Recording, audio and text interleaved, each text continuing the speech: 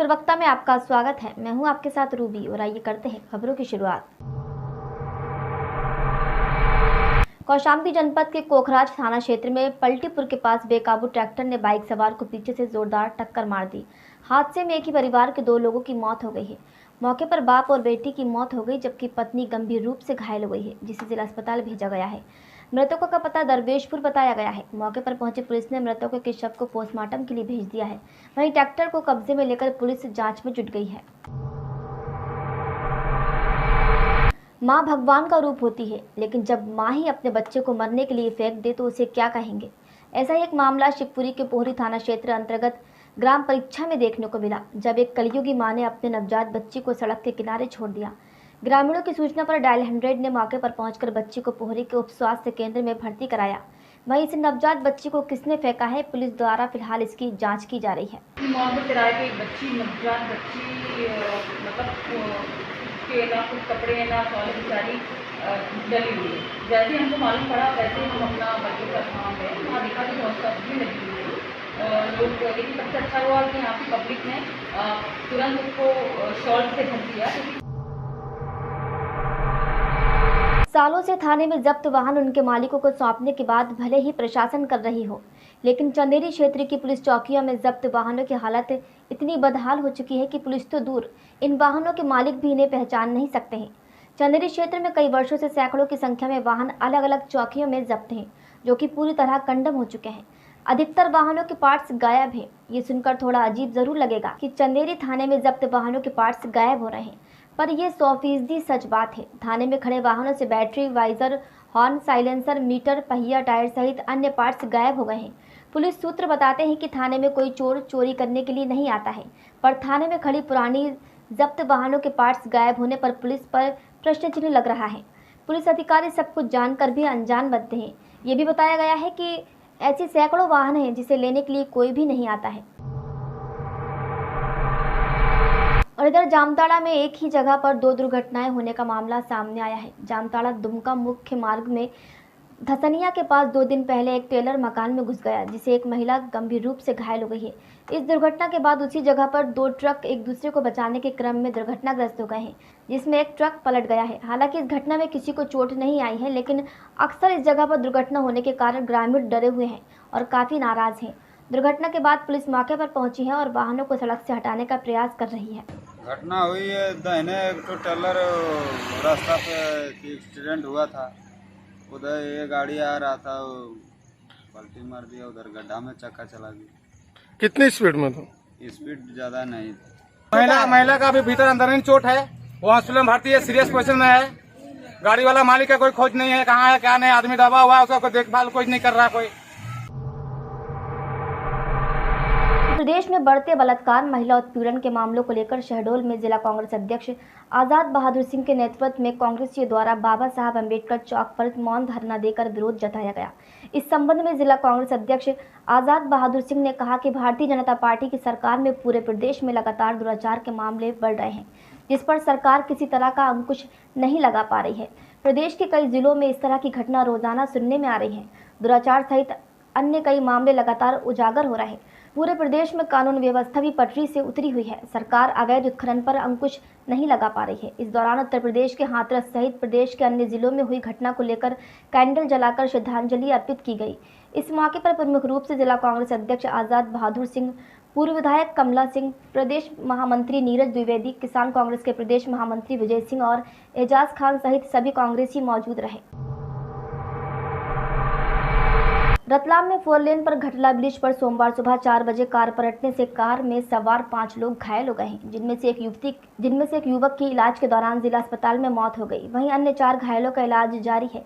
जानकारी के मुताबिक इंदौर के रानीपुरा क्षेत्र निवासी परवेज, फैजल, उवैस अंसारी, फरहान और आरिफ रविवार को अपनी कार से अजमेर से इंदौर की ओर लौट रहे थे। इस दौरान सोमवार सुबह करीब 4 बजे रतलाम के घटला ब्रिज पर इनकी कार बेकाबू होकर पलट गई, जिससे कार में सवार सभी लोग गंभीर रूप से घायल हो गए।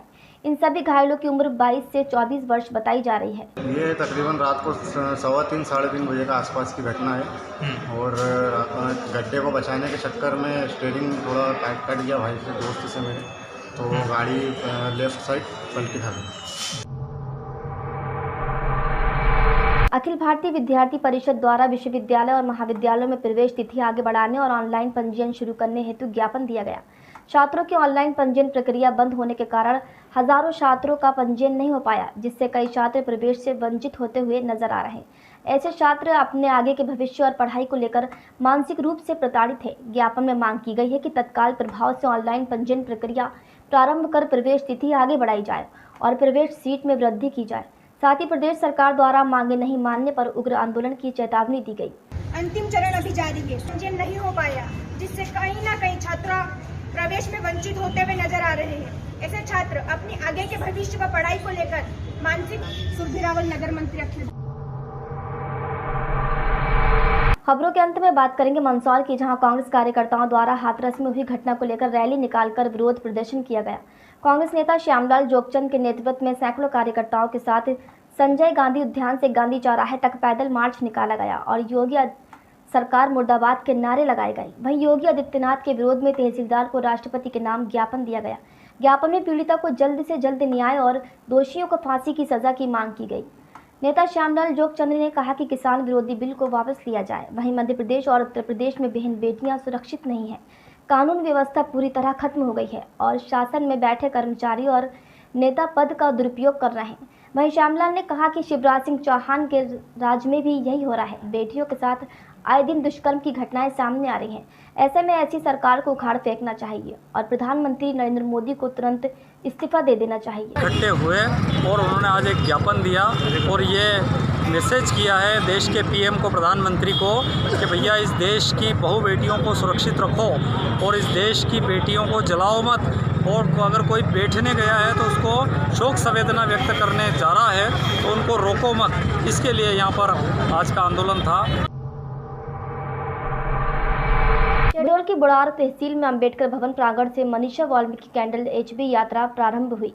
भारतीय सफाई संघ के प्रदेश मंत्री सुमित बक्सरिया, शहडोल संभाग प्रभारी सदानंद भारती, राष्ट्रीय उपाध्यक्ष अशोक झड़िया और सुदर्शन समाज के जिलाध्यक्ष के नेतृत्व में कैंडल मार्च अंबेडकर भवन धनपुरी से प्रारंभ होकर धनपुरी मार्केट, आजाद चौराहे से धनपुरी थाना में ज्ञापन सौंपा गया, जिसमें अंबेडकर युवा समिति के नेतृत्वकर्ता अमन हरजोत एवं मित्रगण ने थाना प्रभारी से अपील की कि अगर न्याय नहीं मिलेगा तो इससे ज्यादा आंदोलन करेंगे। कार्यक्रम की पूरी रूपरेखा तैयार करने वाले सुदर्शन समाज के जिलाध्यक्ष चंदन भारती और सुदर्शन समाज के नगर अध्यक्ष संतोष हरजीत थे। मुख्यमंत्री जी से अपील करता हूं कि यदि आपने इस विषय में उचित कार्रवाई नहीं की तो इससे बड़ा भी उग्र आंदोलन हो सकता है। मनीषा वाल्मीकि के हत्यारों को फांसी दो, फांसी दो। शहडोल के धनपुरी में 4 अक्टूबर को रेवा नशा मुक्ति केंद्र और उपचार एवं पुनर्वास केंद्र का शुभारंभ किया गया। युवा वर्ग को नशा मुक्त कर रोजगार देने वाले जिले का पहला नशा मुक्ति केंद्र की नींव सहायक संचालक रविकांत शर्मा के द्वारा रखी गई। कार्यक्रम की अध्यक्षता भारतीय जनता पार्टी के वरिष्ठ नेता दौलत मनमानी ने की। निश्चित रूप से आने वाले समय में ये रेवा नशा मुक्ति केंद्र उपचार के आसपास के क्षेत्र के लिए वरदान साबित होगा। ये केंद्र उन सभी युवकों के जीवन में सकारात्मक बदलाव लाएगा जो नशे की गिरफ्त में आ चुके हैं। इस नशे की गिरफ्त में इनको यहाँ पे रखा जाएगा और उनका ट्रीटमेंट 3 से 4 महीने का दिया जाएगा। और जबलपुर की जो ये समिति है। और खबरों में आगे बढ़ते हुए बात करेंगे झांसी की, जहां मऊरानीपुर तहसील के ग्राम पुरवा में खेत पर सांप के काटने से एक किसान की मौत हो गई। मृतक सुखदीन निवासी ग्राम पुरवा अपने खेत पर अपनी फसल की देखरेख कर रहा था। उसी बीच एक जहरीले सांप के काटने से उसकी हालत बिगड़ने लगी। पहले तो उसका घर पर इलाज कराया गया, लेकिन हालत में सुधार नहीं देखा तो उसे CHC मऊरानीपुर लाया गया, जहां चिकित्सकों ने उसे मृत घोषित कर दिया। पुलिस को सूचना मिलने पर पुलिस ने शव का पोस्टमार्टम करा दिया। मृतक के 2 छोटे छोटे बच्चे हैं। ग्रामीणों ने प्रशासन से मृतक के परिजनों को राहत राशि दिलाने की मांग की है। पलट रहे थे मूंगफली थी, लाठी थी, तो कैपा में साहब था काला। अच्छा, उन्होंने दूसरा पलटा जब तक उसने पीछे से काट दिया। और खबरों के अंत में बात करेंगे मंदसौर की, जहां जिले के गांधी सागर थाना पुलिस को बड़ी सफलता मिली है। पुलिस ने भागती हुई कार से 56 किलोग्राम अवैध मादक पदार्थ डोडा चूरा पकड़ा है। बता दें कि पुलिस ने मुखबिर की सूचना के आधार पर गांधी सागर रोड नंबर 3 पर नाकाबंदी की, जहां पर रामपुरा की ओर से सफेद रंग की रेनॉल्ड डस्टर कार आती हुई दिखी, जिसे पुलिस द्वारा रोकना चाहा, लेकिन कार चालक ने फिल्मी अंदाज में कार भगाई, जिसका मौके पर मौजूद पुलिस द्वारा पीछा किया गया। इसी दौरान कार का संतुलन बिगड़ जाने से रावत भाटा रोड पर कार पलटी खा गई। वहीं ट्रैक्टर की मदद से बड़ी मशक्कत के बाद कार को झाड़ियों से निकाला गया। कार की तलाशी लेने पर अवैध रूप से 56 किलो डोडा चूरा पाया गया। जब्त किए गए डोडा चूरा और कार की कीमत लगभग 4,81,000 रुपये बताई जा रही है। पुलिस ने कार और डोडा चूरा जब्त कर आरोपी गंगाराम को गिरफ्तार कर लिया है, जिसे 7 अक्टूबर तक रिमांड पर लेने के बाद बुधवार शाम न्यायालय में पेश किया जाएगा। सूचना पर से हमने थाने के सामने नाकाबंदी की, गाड़ी को जो रेनाल्ड डस्टर आ रही थी उसको रोकने का प्रयास किया और रुकी नहीं। फिर हमारे द्वारा पीछा किया गया तो जो गाड़ी आ रही थी रेनाल्ड डस्टर के चालक वो तेज़ी से भगाता हुआ रावत भाटा रोड पे ले गया। यहाँ अपने सगत बाबूजी के मंदिर के यहाँ पे तो तेज़ भगाने के चक्कर में वो पलटी खा गई उसकी गाड़ी। पिछले 24 साल से पुलिस की आंखों में लगातार धूल झोंक रहा शातिर अपराधी आखिरकार कानून के शिकंजे में फंस गया है। ये शातिर अपराधी मुरादाबाद पुलिस के लिए सिरदर्द बना हुआ था। मुरादाबाद पुलिस को आज उस वक्त बड़ी सफलता हाथ लगी जब सर्विलांस टीम द्वारा उसे टैग करके गिरफ्तार किया गया। शातिर अपराधी शारिक पर 25,000 का इनाम भी घोषित था। एसपी सिटी अमित आनंद ने प्रेस वार्ता कर 24 साल पुरानी हुई हत्या का खुलासा किया है। प्रेस वार्ता के दौरान एसपी ने बताया कि 24 साल पहले 1996 में कटघर थाना क्षेत्र में आरिफ नामक युवक को शाहिद और शारिक ने गोली मारकर हत्या कर दी थी। तभी से ये शातिर अपराधी शारिक फरार था और अपने लगातार ठिकाने बदलकर पुलिस की आंखों में धूल झोंक रहा था, जबकि एक अपराधी शाहिद को पुलिस ने गिरफ्तार कर जेल भेज दिया था, जिसे आजीवन कारावास की सजा सुनाई गई थी। शाहिद मुरादाबाद जेल में आजीवन की सजा काट रहा है। आज मुरादाबाद की ठाकुरद्वार पुलिस ने इस शातिर अपराधी को गिरफ्तार कर एक सराहनीय कार्य किया है। 2 दशक के बाद अब ये शातिर अपराधी सलाखों के पीछे है। शाहिद को 2020 में आजीवन कारावास की सजा हुई और जो आज पकड़ा गया अभियुक्त है ये 1996 से लगातार फरार चल रहा था, अपने ठिकाने लगातार बदल रहा था। इसमें हमारी सर्विलांस टीम ने बेहतर काम करते हुए इसकी लोकेशन निकाली और आज इसकी अरेस्टिंग की गई है। शिवपुरी के सुरवाया थाना क्षेत्र अंतर्गत गांगुली गांव में उस वक्त सनसनी फैल गई जब एक दर्जन बंदूकधारियों ने अचानक आकर सेवाराम गुर्जर के घर पर गोलीबारी शुरू कर दी। बताया जा रहा है कि गांगुली गांव के युवक सेवाराम गुर्जर ने करेरा के छिराई गांव की लड़की को भगाकर शादी की थी। वहीं लड़की के घरवाले शादी से नाराज थे और आज मौका मिलते ही लड़की पक्ष के एक दर्जन लोग बंदूकों से लैस होकर गांगुली गांव पहुंचे और सेवाराम गुर्जर के घर को निशाना बनाकर फायरिंग शुरू कर दी, जिसमें 5 लोगों को गोलियां लगी, जिसमें एक युवक राज महेंद्र गुर्जर की मौके पर ही मौत हो गई। वहीं 4 लोग घायल हो गए हैं, जिन्हें जिला अस्पताल में भर्ती कराया गया है। वहीं पुलिस ने मामला दर्ज कर हमलावरों की तलाश शुरू कर दी है। क्या करा उन्होंने? मैंने गोली मारी सीधी यहाँ का। कितने लोगों की गोली पड़ी है? गोली पड़ गई साहब, एक तो जगह पे खत्म है क्या और 5 से नहीं जिएंगे। खबरों में आगे बढ़ते हुए बात करेंगे मुरैना की, जहां जिले की दिमनी विधानसभा में उपचुनाव की तैयारी को देखते हुए दिमनी के गूंजबंधा गांव में दिमनी के पूर्व विधायक और कृषि राज्य मंत्री मध्य प्रदेश सरकार गिरिराज दनोटिया का ग्रामीणों ने भारी विरोध किया।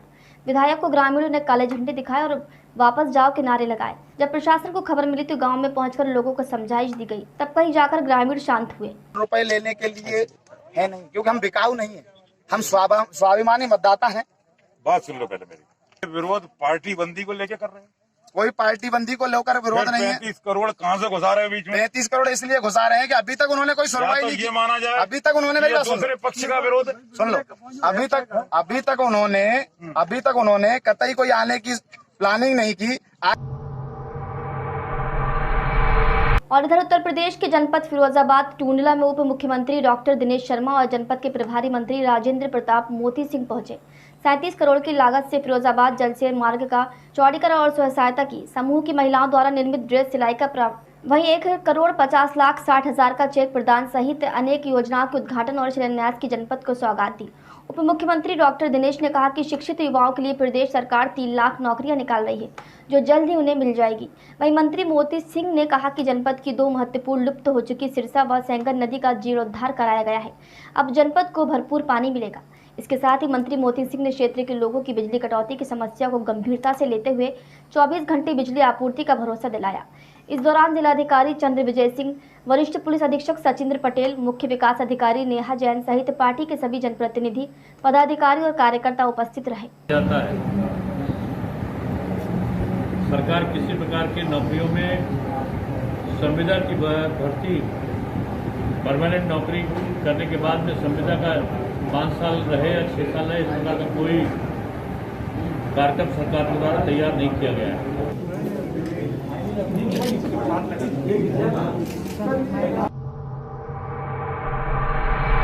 मध्य प्रदेश में कांग्रेस की सरकार गिराने वाले को उपचुनाव में हराने और सबक सिखाने के लिए नाहरगढ़ में बस स्टैंड पर सभा का आयोजन हुआ और सुबासरा विधानसभा उपचुनाव को लेकर नाहरगढ़ कयामपुर ब्लॉक में एक दिवसीय दौरा हुआ, जिसमें सुबासरा विधानसभा उपचुनाव के प्रभारी पूर्व ऊर्जा मंत्री प्रियव्रत सिंह, जिला कांग्रेस अध्यक्ष नवकृष्ण पाटिल, नाहरगढ़ कयामपुर ब्लॉक के सह प्रभारी विवेक यादव, श्यामलाल जगचंद, सुरेश धनगर मौजूद रहे। किसान जो बीमा अभी तक नहीं आया सुबासरा विधानसभा, उसके बारे में बताओ। सुबासरा विधानसभा में प्रधानमंत्री की बीमा नहीं मिला है अभी तक, ये बहुत ही गंभीर बात है। क्योंकि 2019 यहाँ पे भारी मुआवजा कांग्रेस सरकार द्वारा बांटा गया था, पूरे मंदसौर जिले में बांटा गया था और किसानों की पूर्ण रूप से फसल नष्ट हुई थी, परंतु आज ये बीमा राशि उपलब्ध नहीं हुई है। बुलेटिन में फिलहाल इतना ही। देश दुनिया की खबरों के लिए देखते रहिए न्यूज़ प्रवक्ता। नमस्कार।